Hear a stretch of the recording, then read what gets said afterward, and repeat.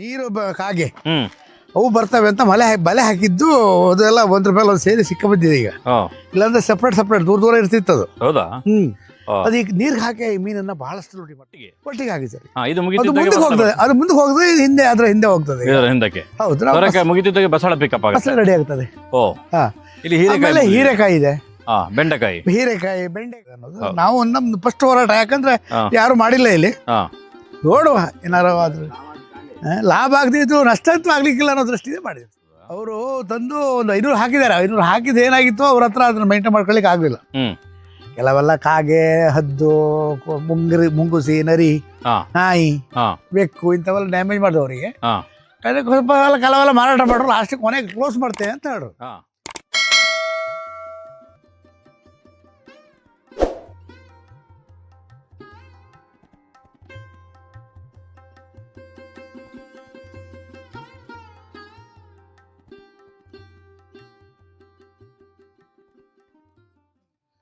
ಸಂಪೂರ್ಣ ಸಹಜ ಕೃಷಿ ಯೂಟ್ಯೂಬ್ ಚಾನಲ್ನ ಎಲ್ಲ ವೀಕ್ಷಕರಿಗೂ ನಮಸ್ಕಾರ. ನಾನು ಶಿವಪ್ರಸಾದ್ ಮಲಬೆಟ್ಟು. ನಾನಿವತ್ತು ಉಡುಪಿ ಜಿಲ್ಲೆಯ ಕುಂದಾಪುರ ತಾಲೂಕದ ಕಾವರಾಡಿ ಗ್ರಾಮದಲ್ಲಿದ್ದೇನೆ. ಕಾವರಾಡಿ ಗ್ರಾಮ ಅಂತ ಹೇಳಿದ್ರೆ ಸಿದ್ದಾಪುರ ಟು ನೀವು ಕುಂದಾಪುರಕ್ಕೆ ಹೋಗುವಂಥ ದಾರಿಯಲ್ಲಿ ಬಸ್ರೂರು, ಕಂಡ್ಲೂರು, ಅಂಪಾರ್ನ ಮಧ್ಯದಲ್ಲಿ ಸಿಗುವಂಥ ಒಂದು ಗ್ರಾಮ. ಕಳೆದ 1 ವರ್ಷದಿಂದ ಒಂದು ಕಂಟೆಂಟನ್ನು ಮಾಡಿದ್ದೆ. ಶಾಮಣ್ಣ ಅಂತೇಳಿ ಹಿರಿಯ ಕೃಷಿಕರು, ತುಂಬ ವರ್ಷದಿಂದ ಕೃಷಿ ಮಾಡ್ತಿದ್ದಾರೆ. ಸುಮಾರು 40-45-50 ವರ್ಷಗಳಿಂದ ಮೊದಲೇ ಕೃಷಿಯಲ್ಲಿ ಒಂದಷ್ಟು ಸಾಧನೆಗಳನ್ನು ಮಾಡಿ ಸರ್ಕಾರಗಳು ಗುರುತಿಸುವಂಥದ್ದು, ಬೇರೆ ಬೇರೆ ಕೆಲಸಗಳಲ್ಲೆಲ್ಲ ಆಗಿರುವಂಥ ಒಬ್ಬರು ಕೃಷಿಕರು ಅಲ್ಲಿಗೆ ಬಂದಿದ್ದಾರೆ. ಈ ಕಂಟೆಂಟ್ ಎಜುಕೇಷನ್ಗೆ ಸಂಬಂಧಪಟ್ಟಿರೋದು ಅನ್ನೋದಕ್ಕಿಂತಲೂ ಕೂಡ ಒಂದು ಇನ್ಸ್ಪೈರೇಷನ್ಗೆ, ಪ್ರೇರಣೆಗೆ ಸಂಬಂಧಪಟ್ಟಿರುವಂಥ ಕಂಟೆಂಟ್ ಇದು. ಯಾವಾಗಲೂ ಕೂಡ ಸಮಗ್ರ ಕೃಷಿ ಮಾಡಿದವರು ಸೋಲುವುದಿಲ್ಲ ಅನ್ನುವಂಥದ್ದೊಂದು ಮಾತಿದೆ.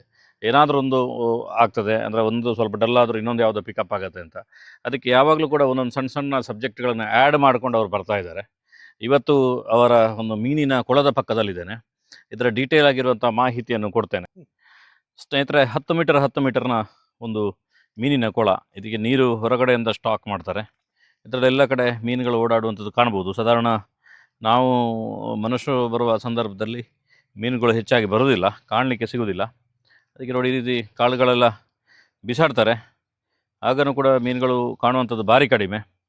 ಆದರೆ ಯಾವಾಗಲೂ ಕೂಡ ಶಾಮಣ್ಣ ಒಂದು ಕೃಷಿಯ ವಿಶೇಷ ಪ್ರಯೋಗಗಳು ಎಲ್ಲ ಮಾಡುವಂಥವ್ರೆ. ಯಾಕಂದರೆ ನಾವು ಯಾವಾಗಲೂ ಕೂಡ ಅಂಥ ಸಂಗತಿಗಳನ್ನು ತೋರಿಸ್ತಾ ಇರ್ತೇವೆ.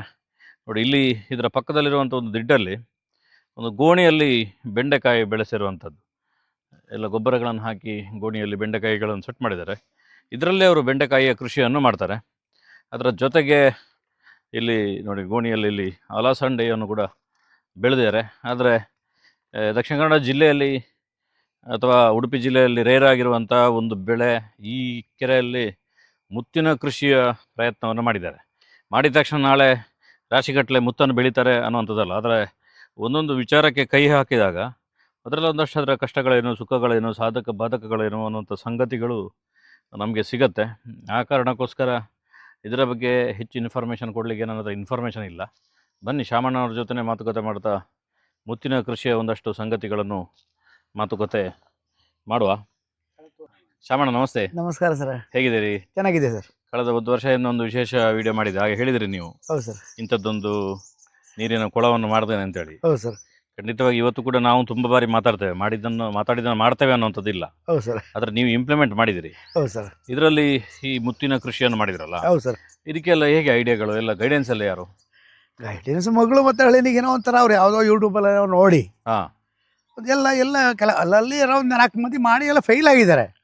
ಆದ್ರೆ ಇವರಿಗೊಂದು ನಾಡಿ ನೋಡ್ಬೇಕು ಅನ್ನೋ ಒಂದು ತರತುರಿಯಿಂದ ಮಾಡಿಸ್ಲಿಕ್ಕೆ ಪ್ರಯತ್ನ ಮಾಡಿದ್ರು. ಹಾಗಾಗಿ ಯಾರನ್ನ ಕಾಂಟ್ಯಾಕ್ಟ್ ಆಗಿ ಅದನ್ನು ಸ್ವಲ್ಪ ಅಲ್ಲಿಂದ ತಮಿಳ್ನಾಡಿಂದ ಜಿಲ್ಲೆಯಿಂದ ಅಲ್ಲಿಂದ ಆ ಮುತ್ತಿನ ಮರಿಗಳನ್ನೆಲ್ಲ ಇಟ್ಟು ಅಲ್ಲಿಂದ ತರಿಸಿ ಇಲ್ಲಿ ತಂದು ಹಾಕಿದ್ದಾರೆ. ಈಗ ಅದು ಈಗ ನಾವು ಮೀನಿನ ಜೊತೆಗೆ ಅದು, ಯಾಕಂದ್ರೆ ಅದಕ್ಕಾಗಿ ಸಪ್ರೇಟ್ ಮಾಡ್ರೆ ನಮ್ಗೆ ದೊಡ್ಡ ಲಾಭದ ಕಾಣುದಿಲ್ಲ ಅಂತ 2 ಬೆಳೆನ ಒಟ್ಟಿಗೆ ಫುಡ್ ಒಂದೇ ತರದಲ್ಲಿ ಹಾಕಿದ್ರೆ ಸಾಕಾಗ್ತದೆ. ಹೌದು, ಅದಕ್ಕೋಸ್ಕರ ಅದು 2 ಒಟ್ಟಿಗೆ ಹಾಕಿದ್ದೇವೆ. ಈಗ ಒಟ್ಟಿಗೆ ಹಾಕಿದ್ರೆ ಮೀನು ಎಷ್ಟಿದೆ? ಮೀನು 1,500 ಇದೆ ಸರ್. ಎಷ್ಟು ಟೈಮ್ ಆಯ್ತು ಹಾಕಿ 1 ವರ್ಷ ಆಗ್ತಾ ಬಂತು. ಈಗ ಈ ಜುಲೈಗೆ 1 ವರ್ಷ ಆಗ್ತದೆ. ಆದ್ರೆ ಬೆಳವಣಿಗೆ ಸಾಕಾಗ್ಲಿಲ್ಲ. ಅವಕ್ಕೆ ನಾವು ಫೀಡ್ ಎಷ್ಟು ಕೊಡ್ಬೇಕಂತ ನಮ್ಗೆ ಮಾಹಿತಿ ಇರಲಿಲ್ಲ, ಬೇರೆ ಕೇಳಲೂ ಇಲ್ಲ. ಮತ್ತೆ ಬೇರೆ ಬೇರೆ ಕೆಲವು ತ್ಯಾಜ್ಯಗಳನ್ನು ಹಾಕ್ತಾರಂತೆ ಉಳಿದವರೆಲ್ಲ. ನಾವು ಈ ಮುತ್ತಿನ ಬೆಳೆಗೆ ಏನೋ ತೊಂದರೆ ಆಗುತ್ತೇನೋ ಅನ್ನೋ ದೃಷ್ಟಿಯಿಂದ ಬೇರೆ ತ್ಯಾಜ್ಯಗಳನ್ನು ಹೆಚ್ಚಿಗೆ ಏನು ಬಳಸಕ್ಕೆ ಹೋಗ್ಲಿಲ್ಲ. ಯಾವ್ದು ಹಾಕ್ಲಿಲ್ಲ. ಈಗ ಮುತ್ತಿಗೆ ಎಷ್ಟು ತಿಂಗಳಾಯ್ತು? ಮುತ್ತಿಗೊಂದು 4-5 ತಿಂಗಳಾಗಿರ್ಬೋದು. 5 ತಿಂಗಳಾಯ್ತು. 5 ತಿಂಗಳು. ಇದೀಗ ಬಾಟ್ಲ್ಗಳಲ್ಲಿ ಇಟ್ಟಿದ್ರಲ್ಲ ಸಿಕ್ಸಿ, ಹೌದು ಸರ್. ಏನಿದ್ರ ಅದು ಕತೆ? ಅದು ಬಾಟ್ಲಿ ಅಂತ ಹೇಳಿದ್ರೆ ಅದು ವಾಟರ್ ಲೆವೆಲ್ ಒಂದೇ ಲೆವೆಲ್. ಹಾ ಅಂದ್ರೆ ಮುಳುಗಿ ಹೋಗ್ಬಾರ್ದಲ್ಲ, ಭಾಳ ಡೀಪಿಗೆ ಅವರು ಪುಷ ಕಷ್ಟ ಆಗುತ್ತೆ ನಾವು ಉಸಿರಾಡ್ಲಿಕ್ಕೆಲ್ಲ. ಹಾ ಅವ್ರು ಅದಕ್ಕೆ ಅವರು ಆ ಥರದಲ್ಲಿ ಅವರ ಅಲ್ಲಿಂದ ಲೆವೆಲ್ ಅಲ್ಲಿ ಇರ್ಬೇಕಲ್ಲ, ಲೆವೆಲ್ ಅಲ್ಲಿ ಇಟ್ಟಿದ್ದಾರೆ. ನೋಡು ಎತ್ತಿ ನೋಡು. ಓ, ಹೇಗೆ ಅದನ್ನ ಕಟ್ಟಿಟ್ಟದ ಅದರಲ್ಲಿ ಎಲ್ಲ ಚೀಲ ಅದು. ಹಾ ಎಲ್ಲ 8 ಮೊಳೆ ಹಾಕಿ ಹಾ ಅದರಲ್ಲಿ ಆ ಚಿಪ್ ಹಾಕಿ ಅದ್ರೊಳಗೆಲ್ಲ ಮುತ್ತಿನ ಮರಿ ಇಟ್ಟು ಇನ್ನು ಸ್ವಲ್ಪ ಇದೆ ನೋಡು.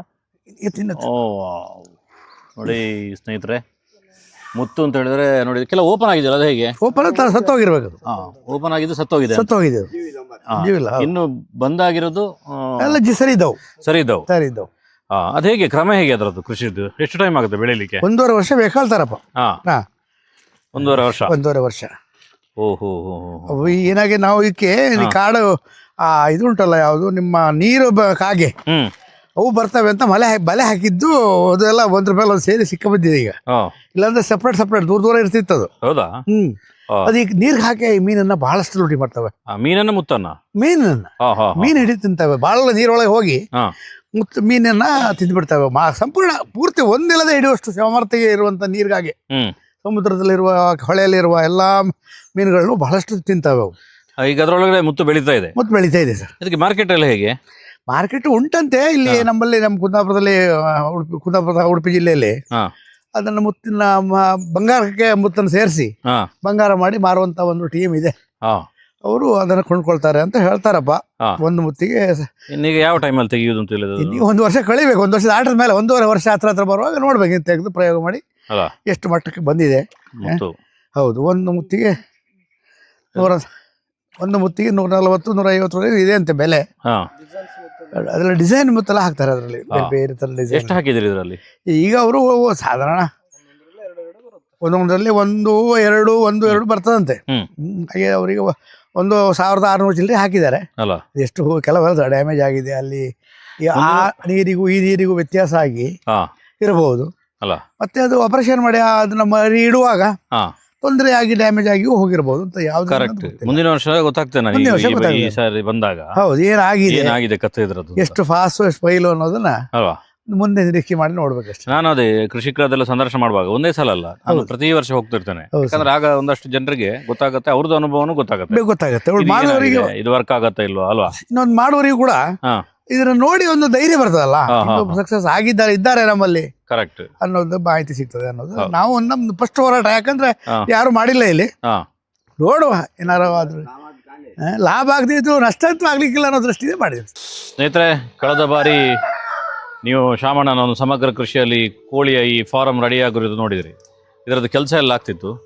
ಇದರಲ್ಲಿ ನಾಟಿ ಕೋಳಿಗಳನ್ನು ನ್ಯಾಚುರಲ್ ಆಗಿ ಬೆಳೆಸ್ತಾನೆ ಅನ್ನುವಂಥದ್ದನ್ನು ಶಾಮಣ್ಣ ಹೇಳಿದರು. ಅದಾದಮೇಲೆ ಈ ಬಾರಿ ಅದನ್ನು ಪ್ರಾಯೋಗಿಕ ಮಾಡಿ ಯಶಸ್ವಿಯಾಗಿದೆ. ನೋಡಿ, ಕೋಳಿಯನ್ನು ಬಿಟ್ಟಿದ್ದಾರೆ ಫಾರ್ಮಿಂದ. ಅಲ್ಲಿ ಓಡಾಡ್ತೀವಿ ನೋಡಿ, ಮರದ ಅಡಿಯಲ್ಲಿ, ಅಲ್ಲಲ್ಲಿ ಗೂಡುಗಳಲ್ಲಿ ಅಲ್ಲಿ ಹಾರಾಡ್ತೇವೆ. ಅಂದರೆ ಅದು ಕೈಗೆ ಸಿಗುವುದಿಲ್ಲ, ಹಾಕಿದರೂ ಕೂಡ ಬರೋದಿಲ್ಲ. ಶ್ರವಣ, ಕಳೆದ ಬಾರಿ ಬರುವಾಗ ಇದರದ್ದು ಕೆಲಸಗಳೆಲ್ಲ ಆಗ್ತಿತ್ತು. ಹೌದು ಸರ್. ಈ ಬಾರಿ ಎಷ್ಟು ಕೋಳಿಯನ್ನು ಹಾಕಿದಿರಿ? ಈಗ ಸದ್ಯಕ್ಕೆ ಒಂದು 60 ಇದೆ. ಕೆಲವೆಲ್ಲ ಮೊನ್ನೆ ಸೇಲ್ ಮಾಡಿದೆ. ಇನ್ನೀಗ ಸ್ವಲ್ಪ ಸೇಲ್ ಮಾಡ್ಬೇಕಂತಿತ್ತಲ್ಲ, ಹೊಸ ಬ್ಯಾಚ್ ಒಂದು ಜಾಸ್ತಿ ಹಾಕ್ಬೇಕಂತ ಉಂಟು. ಎಷ್ಟಕ್ಕೆ ಹೋಗಿತ್ತು ಸೇಲ್ ಮಾಡಿದ್ದು?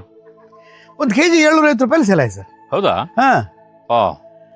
ಒಳ್ಳೆ ದೊಡ್ಡ ತುಂಬಾ ಲಾಭದಾಯಕವೇ ಅಂತ ಹೇಳ್ಬೋದು. ನಷ್ಟ ಆಗೋದಿಲ್ಲ. ಅಂದ್ರೆ ಊರ್ ಕೋಳಿಗೆ ಅಷ್ಟು ರೇಟಿಗೆ ಹೋಗ್ತದ? ಅಷ್ಟು ಮಟ್ಟಿಗೆ ಹೋಗ್ತದೆ ಸರ್. ಯಾರು ತಗೊಳ್ತಾರೆ? ಲೋಕಲ್ ತಿನ್ಲಿಕ್ಕೆಲ್ಲ ಬಹಳ ಇಷ್ಟಪಡ್ತಾರಲ್ಲ, ಭಾರಿ ಸ್ಟ್ರಾಂಗ್ ಅಲ್ಲ ಇದು, ಮಾಂಸ ಗಟ್ಟಿ, ಮತ್ತೆ ಕೆಮಿಕಲ್ ಇಲ್ಲಲ್ಲ ಇದರಲ್ಲಿ. ನೀವು ನಿಮ್ಮಲ್ಲಿ ಈಗ ಈ ನಿಮ್ ಬಾಯ್ಲರ್ ಕೋಳಿ ಫಾರ್ಮ್ ಎಲ್ಲ ಸಾಕ್ತಾರಲ್ಲ, ಅದೆಲ್ಲ 40 ದಿನಕ್ಕೆ ಕೋಳಿ ರೆಡಿ ಆಗ್ತದೆ. ಹೌದು. ಇದು ನಮ್ದು 6 ತಿಂಗಳಾದ್ರೂ ಕೋಳಿ ರೆಡಿ ಆಗುದಿಲ್ಲ. ಈ ಫೀಡೇ ಬೇರೆ, ಅದೇ ಬೇರೆ. ಅದು ಪುರ ಅಲ್ಲ, ಎಲ್ಲ ಅವೆಲ್ಲ ವಿಷಗಳನ್ನೇ ತಿಂದು ಬದುಕಿದೆ. ಹಾಗೆ ವಿಷ ನಾವು ತಿನ್ನೋದು ಅದೇ ವಿಷಯನ್ನ. ಕೋಳಿ ಇದು ಬಹುಶಃ ಸ್ವರ್ಣದಾರ ಇರಬೇಕು. ಅವರು ಮೈಸೂರಿಂದ ತಂದದ್ದು. ಅವರು ತಂದು ಒಂದು 500 ಹಾಕಿದ್ದಾರೆ. 500 ಹಾಕಿದ್ ಏನಾಗಿತ್ತು, ಅವ್ರ ಹತ್ರ ಅದನ್ನ ಮೇಂಟೈನ್ ಮಾಡ್ಕೊಳ್ಳಿಕ್ಕೆ ಆಗ್ಲಿಲ್ಲ. ಕೆಲವೆಲ್ಲ ಕಾಗೆ, ಹದ್ದು, ಮುಂಗುಸಿ, ನರಿ, ನಾಯಿ, ಬೆಕ್ಕು ಇಂಥವೆಲ್ಲ ಡ್ಯಾಮೇಜ್ ಮಾಡಿದವರಿಗೆ ಕೆಲವೆಲ್ಲ ಮಾರಾಟ ಮಾಡ್ರು. ಲಾಸ್ಟ್ ಕೊನೆಗೆ ಕ್ಲೋಸ್ ಮಾಡ್ತೇವೆ ಅಂತ ಹೇಳ್ರು. ನಂಗೆ ಹೇಳಿದ್ರೆ ಅವ್ರು ಕ್ಲೋಸ್ ಮಾಡ್ತಾರೆ, ಒಂದು 60-70 ಇದೆ ಅಂತ. ಮತ್ತೆ ನನಗೆ ಇಲ್ಲಿ ಫಾರ್ಮಲ್ಲಿ ಕೋಳಿ ಇರಲಿಲ್ಲ, ಮರಿ ಸಿಕ್ಕಿಲ್ಲ ಕೊನೆ ಟೈಮಿಗೆ. ಹಾಗೆ ಅವ್ನು ಪೂರ್ತಿ ಹೋಗಿ ಒಂದು 50 ಸರ್. ಇಲ್ಲೀಗ ಸೋರೆಬಳ್ಳಿ ಹಾಕಿದ್ದೇವೆ ಈಗ. ಹಾ ಈ ಸೋರೆಬಳ್ಳಿ ಕಾಯಿ ಬರ್ತಾ ಇದೆ ಈಗ. ಹಾ ಅದಕ್ಕೆ ನಾವು ಯಾವುದೇ ರಾಸಾಯನಿಕ ಇಲ್ಲದೆ ಹಾ ಯಾವುದೇ ಕೆಮಿಕಲ್ ಇಲ್ಲದೆ ನಾವು ಈಗ ಸೋರೆಕಾಯಿ ಬೆಳೀತಾ ಇದ್ದೇವೆ. ನೋಡಿ ಐತಿ ನೋಡೋದು ಸೋರೆಕಾಯಿ ಬೆಳೀತಾ ಇದೆ ಈಗ. ಹಾ 2 kg ಬರ್ತವೆ. ಇನ್ನೂ ಜಾಸ್ತಿ ಬರುತ್ತೆ, ಬಿಟ್ರೆ 2 ದಿನ ಬಿಟ್ರೆ ಇನ್ನೂ ಜಾಸ್ತಿ ಬರುತ್ತೆ. ಅದು ಅತಿ ಹೇಳ್ತಿದ್ರೆ ಸಿಪ್ಪೆ ಸಮೇತ ತಿನ್ಬೋದಲ್ಲ. ಹೌದು ಸಾಂಬಾರಿಗೆಲ್ಲ ಚೆನ್ನಾಗುತ್ತೆ, ಸಾಂಬಾರಿಗೆ ಒಳ್ಳೇದಾಗತ್ತೆ. ಈಗ ನಿಮ್ಗೆ ಮಾರ್ಕೆಟಿಂಗ್ ಮಾಡ್ತಿರಲ್ಲ ಇದೆಲ್ಲ? ಹೌದು ಸರ್. ಇದನ್ನ ಹೇಗೆ ಮಾರ್ಕೆಟಿಂಗ್ ಮಾಡೋದು? ನಾವು ಇದನ್ನ ಈಗ ಇಲ್ಲಿ ಒಂದನ್ನೇ ಅಲ್ಲ, ಈಗ ಸೋರೆಕಾಯಿ ಇದೆ, ಜೊತೆಗೆ ಇದು ಒಟ್ಟಿಗೆ ಬುಡದಲ್ಲಿ ಈಗ ಬಸಳೆ ನೆಟ್ಟಿದ್ದೇನೆ. ಆ ಬಸಳೆಯನ್ನು ಇದ್ರಲ್ಲಿ ಒಟ್ಟಿಗೆ ಹಾಕಿ ಸರ್. ಇದು ಮುಂದಕ್ಕೆ ಹೋಗ್ತದೆ, ಅದು ಮುಂದಕ್ಕೆ ಹೋಗ್ತದೆ, ಇದು ಹಿಂದೆ ಅದ್ರ ಹಿಂದೆ ಹೋಗ್ತದೆ. ಹಿಂದಕ್ಕೆ ಹೌದು, ಸೋರೆಕಾಯಿ ಮುಗಿತಿದ್ದಾಗೆ ಬಸಳೆ ಪಿಕಪ್ ಆಗುತ್ತೆ, ಬಸಳೆ ರೆಡಿ ಆಗ್ತದೆ. ಇಲ್ಲಿ ಹೀರೆಕಾಯಿ ಇದೆ, ಬೆಂಡೆಕಾಯಿ, ಹೀರೆಕಾಯಿ, ಬೆಂಡೆಕಾಯಿ, ಬದನೆ, ಅಲಸಂಡೆ, ಬದನೆಕಾಯಿ ಎಲ್ಲ ಇಲ್ಲಿ ಲೋಕಲ್ ಜನರಿಗೆ ಕೊಡ್ತೀರಾ? ಎಲ್ಲ ಲೋಕಲ್ನವರಿಗೆ ಎಲ್ಲ ಇಷ್ಟಪಟ್ಟು ತಗೊಳ್ತಾರೆ. ಅದನ್ನ ಒಮ್ಮೆ ತಿಂದಾಗ ಅದರ ಟೇಸ್ಟ್ ಏನಾದ್ರು ಅವ್ರಿಗೆ ಗೊತ್ತಿರುತ್ತೆ, ನಮಗೆ ಬೆಳೆದವ್ರಿಗೆ ಗೊತ್ತಿರುತ್ತೆ, ಕರೆಕ್ಟ್. ನೋಡೋರಿಗೆ ಗೊತ್ತಿರೋದಿಲ್ಲ ಅದು ಭಾರಿ ದುಬಾರಿ, ಅದು ಹೆಂಗ್ ಪರಿಸ್ಥಿತಿ ನಿಮ್ಗೆ ಕೇಳ್ತಾರೆ. ತಗೊಳ್ತಾ ಇದ್ದವ್ರು, ತಿಂದವ್ರು ಅದನ್ನ ಕೇಳ್ತಾ ಇಲ್ಲ. ಅಂದ್ರೆ ನಿಮ್ದು ಪೂರ್ತಿ ಸಾವಯವ ಅಲ್ಲ, ಪೂರ ಸಾವಯವ, ಒಂದು ಸೂಪರ್ ಟೇಸ್ಟ್ ಬರ್ತದೆ. ತುಂಬಾ ಸ್ಮೆಲ್ಲೇ ಬೇರೆ.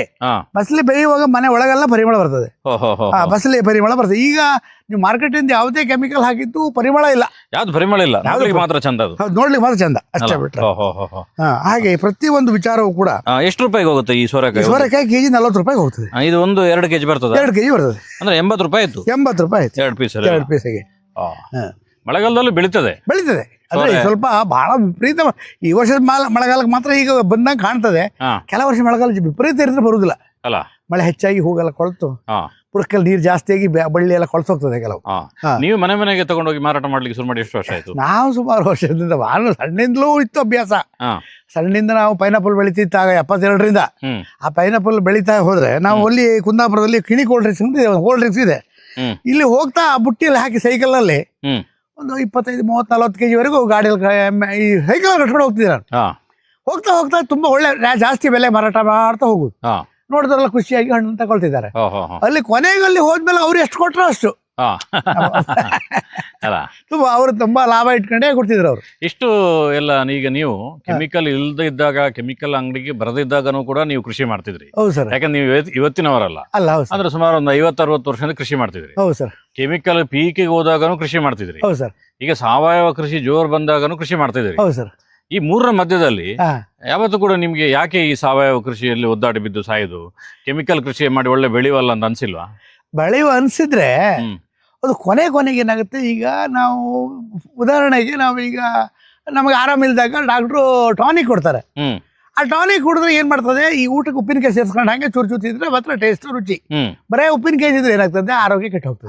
ಹಾಗೆ ಟಾನಿಕ್ ಕುಡಿದ್ರು ಕೂಡ ಬದುಕಲಿಕ್ಕೆ ಸಾಧ್ಯ ಇಲ್ಲ, ಅನ್ನ ಊಟ ಬೇಕೇ ಬೇಕಲ್ಲ. ಆದ್ರಿಂದ ಊಟದಿಂದಲೇ ನಮ್ಗೆ ದೊಡ್ಡ ಲಾಭ, ಈ ಕೆಮಿಕಲ್ನಿಂದ ದೊಡ್ಡ ಲಾಭ ಅಲ್ಲ ಅನ್ನೋದ್ರು ನಾನು ಕಂಡುಕೊಂಡೆ.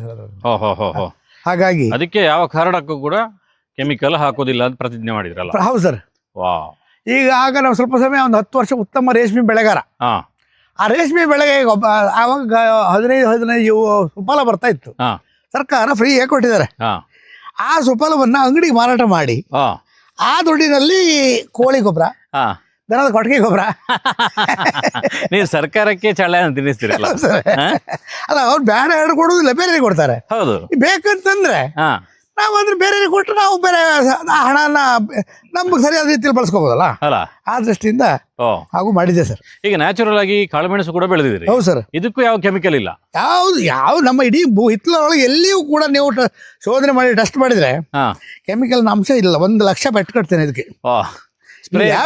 ಸ್ಪ್ರೇ ಮದ್ದು ಏನೂ ಇಲ್ಲಲ್ಲ? ಯಾವುದಿಲ್ಲ. ಹೇಗೆ ಚೆನ್ನಾಗಿ ಆಗತ್ತಾ ಕಾಳುಮೆಣಸು? ಪರವಾಗಿಲ್ಲ ಸರ್, ಈಗ ಒಂದು 25 kg ಆಗಿದೆ ಈ ವರ್ಷ. ಅದು ಎಲ್ಲ ಕಾಂಟ್ರಾಕ್ಟ್ ಕೇಳಿದ್ರೆ ಈಗ ನಾನು 640, 630 ಹೇಳ್ತಾರೆ. ನಾನು 800 ರೂಪಾಯಿ ಚಿಲ್ಲರೆ ಸೇಲ್ ಲೋಕಲ್ ಜನರಿಗೆ ಸಾವಯವ ಚಂದ ಮಾಡಿ ಕ್ಲೀನ್ ಮಾಡಿ, ಏನು ಕಸ ಕಡ್ಡಿ ಇಲ್ಲದ ಹಾಗೆ ಸಣ್ಣ ಪ್ಯಾಕೆಟ್ ಮಾಡಿ ತೊಳೆದು ಸರಿ ಡ್ರೈ ಮಾಡಿ 2-3 ವರ್ಷ ಇಟ್ಟರು ಹಾಳಾಗುವುದಿಲ್ಲ. ಅದನ್ನ 1/4 kgಗೆ 200 ರೂಪಾಯಿ, ಅರ್ಧ kgಗೆ 400 ರೂಪಾಯಿ ಪ್ಯಾಕೆಟ್ ಮಾಡ್ಕೊಂಡು ಹೋಗ್ತೇನೆ ನಾನು. ಒಂದ್ಸಲ ತಗೊಂಡು 10 ಜನರಿಗೆ ಹೇಳ್ತಾರೆ ಅವ್ರು. ಅಷ್ಟು ಒಳ್ಳೆ ಕಾಳುಮೆಣಸು ನಾವು ಕರೆಕ್ಟ್ ಅನ್ನೋ ದೃಷ್ಟಿಯಿಂದ. ಇದೀಗ ನಿಮ್ಮ ಗೊಬ್ಬರಕ್ಕೆ ನೀವೇ ಅಂದ್ರೆ ಇದೊಂದು ಕೋಳಿ, ಇದು ಕೋಳಿ, ಇನ್ನೊಂದು ದನ ಉಂಟು ಸರ್. ಅಲ್ಲ? ಹೌದು ಸರ್. ಗೊಬ್ಬರ ಅದರಲ್ಲಿ ಗೊಬ್ಬರ ಅದರಲ್ಲಿ ಗೊಬ್ಬರದ ಫ್ಯಾಕ್ಟ್ರಿಗಳಿದು. ಕಡಿಮೆ ಆದಾಗ ಸ್ವಲ್ಪ ಪರ್ಚೇಸ್ ಮಾಡಬೇಕಾಗ್ತದೆ. ಕರೆಕ್ಟ್. ಆದ್ರೆ ನೀವು 2 ದನದಿಂದ ಸಾಧಾರಣ ಸಾಕು ನಿಮಗೆ, ಸುಮಾರು ಸಾಕಾಗ್ತದೆ. ಅಲ್ಲ ಆದ್ರೆ ಇಡೀ ತೋಟ ಎಲ್ಲ ಮಾಡುವಾಗ ಕಡಿಮೆ ಆಗ್ತದೆ. ಹಾ 400 ಬುಟ್ಟಿ ಹಾ ಗೊಬ್ಬರ ಬೇಕಾಗುವಾಗ ಓಹೋ ದನ 100-150 ಹಾಲು ಸಿಗತ್ತೆ. ಮೊದಲು ತುಂಬಾ ಹಾಲು ತುಂಬಾ ಅಂದ್ರೆ ನಾವು ತುಂಬಾ 400-500 ಬುಟ್ಟಿ ಗೊಬ್ಬರ ಆಗ್ತಿತ್ತು ನಮ್ಮಲ್ಲೇ. ಹಾ ಈಗ ನಮ್ಮ ಹತ್ರ ವಯಸ್ಸಾಯ್ತು, ಹಾ ಮಾಡ್ಕೊಳ್ಳಿ ಕಷ್ಟ ಆಗ್ತದೆ ಹಾಲು ತೆಗಿಲಿಕ್ಕೆ. ಹಾ ಮತ್ತೆ ಫುಡ್ ಎಲ್ಲ ಸ್ವಲ್ಪ ಕಾಸ್ಟ್ಲಿ ಆಗ್ತದೆ, ಹಾ. ದೊಡ್ಡ ಲಾಭದಾಯಕ ಇಲ್ಲ ಅನ್ನೋ ದೃಷ್ಟಿಯಿಂದ ಹ್ಮ್ ಒಂದು ದನ ಒಂದು ಕರು ಮಾತ್ರ ಇದೆ. ಅಲ್ಲ ಮೊದಲು 25-30 ಲೀಟರ್ ದಿನ ಹೋಗ್ತಿತ್ತು ಹಾಲು. ಹಾ ಆಗ ತುಂಬಾ ಸಗಣಿ ಕೂಡ ತುಂಬಾ ದಿನ 1 ಕ್ವಿಂಟಲ್ ಮೇಲೆ ಸಿಕ್ತಿತ್ತು ನಮಗೆ. ಹ್ಮ್ ಈಗ ಅಷ್ಟಿಲ್ಲ, ಅಷ್ಟೇ ಹ್ಮ್. ಕಡಿಮೆ ಆಗ್ತಾ ಬಂತು. ಸ್ನೇಹಿತರೆ, ಶಾಮಣ್ಣನ ಕೃಷಿಯ ಬದುಕಿನ ಜರ್ನಿಯನ್ನು ನೀವು ನೋಡಿದಿರಿ. ಇದಕ್ಕೆ ಹಿಂದಿನ ಕೂಡ ವಿಡಿಯೋಗಳಿದೆ, ಇದಕ್ಕೆ ಹೆಚ್ಚು ಮಾಹಿತಿಗಳು ಅದರಲ್ಲೂ ಕೂಡ ಇದೆ. ಶಾಮಣ್ಣ ಇವತ್ತು ಒಂದು ಮುತ್ತಿನ ಕೃಷಿ, ಅದೇ ರೀತಿಯಲ್ಲಿ ಮೀನು, ಕೋಳಿ, ದನ, ಕಾಳುಮೆಣಸು, ತರಕಾರಿ, ನೀವು ಬೆಳೆದದನ್ನು ನೀವೇ ರೈತರಿಗೆ ಮಾರುವಂಥದ್ದು, ಇಲ್ಲ ಜನರಿಗೆ ಮಾರುವಂಥದ್ದು, ಇದೆಲ್ಲವೂ ಕೂಡ ಒಂದು ಯುವ ಸಮಾಜಕ್ಕೆ ಮಾಡೆಲ್ ಅಂತೇಳಿ. ಅದಕ್ಕೋಸ್ಕರ ನಾನು ಪ್ರತಿ ಬಾರಿ ಅಷ್ಟು ದೂರದಿಂದ ನಿಮ್ಮನ್ನು ಹುಡುಕೊಂಡು ಬಂದು ನಮ್ಮ ವೀಕ್ಷಕರಿಗೆ ಈ ರೀತಿ ಒಬ್ಬರು ವಿಶಿಷ್ಟವಾಗಿರುವಂಥ ಒಬ್ಬರು ಕೃಷಿಕರಿದ್ದಾರೆ, ಇವ್ರನ್ನೆಲ್ಲ ನೋಡಿದಾಗ ನಮಗೆ ಯಾರಿಗೂ ವಯಸ್ಸೇ ಆಗಿಲ್ಲ ಅಂತ ಅಂದ್ಕೋಬೇಕು. ನಿಮ್ಗೆ ಇವತ್ತು 75 ವರ್ಷ ಕ್ರಾಸ್ ಆಗಿದೆ, ಹೌದಲ್ವಾ? ಹೌದು ಸರ್. ಈ ಸಂದರ್ಭದಲ್ಲಿ ನೀವು ಬೈಕಲ್ಲಿ ತರಕಾರಿಗಳನ್ನು ತಗೊಂಡು ಮಾರಾಟ ಮಾಡ್ತೀರಿ ಅಂತ ಹೇಳಿದ್ರೆ, ಯುವ ಸಮುದಾಯ ಎಲ್ಲರೂ ಕೂಡ ಈ ವಿಡಿಯೋದಲ್ಲಿ ನೋಡಿದವ್ರಿಗೆಲ್ಲರಿಗೂ ಕೂಡ ಇದೊಂದು ಪ್ರೇರಣೆಯನ್ನು ಅಂದ್ಕೊಂಡಿದ್ದಾನೆ ಶಾಮಣ್ಣ. ಹೌದು ಸರ್. ನಿಮಗೆ ನಮ್ಮ ಸಂಪೂರ್ಣ ಸಹಜ ಕೃಷಿಯ ಈಗ ವೀಕ್ಷಕರ ಎಲ್ಲ ಕಡೆ ನಿಮಗೆ ಧನ್ಯವಾದಗಳು ಸರ್. ನಾನು ತುಂಬ ಧನ್ಯವಾದ ಹೇಳಬೇಕಂದ್ರೆ, ನಾನು ಇಷ್ಟು ವರ್ಷ ಹೋರಾಟ ಪಟ್ಟು ತುಂಬ ಇಲ್ಲಿ ಸರ್ಕಾರಿ ಭೂಮಿಯನ್ನು ದರಖಾಸ್ತಿ ಪಡೆದು ಇಷ್ಟೆಲ್ಲ ಜಮೀನು ಹೊಸತಾಗಿ ನಾವು ಈ ಕೃಷಿ ನಿರ್ಮಾಣ ಮಾಡಿ ಅಕ್ಕಪಕ್ಕದಲ್ಲಿ ಯಾರದೂ ಇಲ್ಲದೆ ಇದ್ರೂ ಕೂಡ ಸ್ವಂತ ನನ್ನ ಅನುಭವದ ಪ್ರಕಾರ ಇಷ್ಟೆಲ್ಲ ಕೃಷಿ ಮಾಡಿ ಅದನ್ನ ನೀವು ವಿಡಿಯೋ ಮಾಡಿ 10 ಜನರಿಗೆ ತಿಳಿಸ್ತೀರಿ, ಯಾವ ಅಪೇಕ್ಷೆ ಇಲ್ಲದೆ, ಯಾವ ಲಾಭದಾಯಕ ನಿರೀಕ್ಷೆ ಇಟ್ಕೊಳ್ಳದೆ ಅಷ್ಟು ದೂರದಿಂದ ಬಂದು ಶ್ರಮಜೀವಿಯನ್ನು ಒಬ್ಬರನ್ನ ಗುರುತಿಸ್ತೀರಿ ಅಂತ ಹೇಳಿದ್ರೆ ತುಂಬಾ ಅಚ್ಚುಮೆಚ್ಚಿನ ನಿಮ್ಮ ಧನ್ಯವಾದವನ್ನು ಹೇಳಬೇಕಾಗಿದೆ ಸರ್.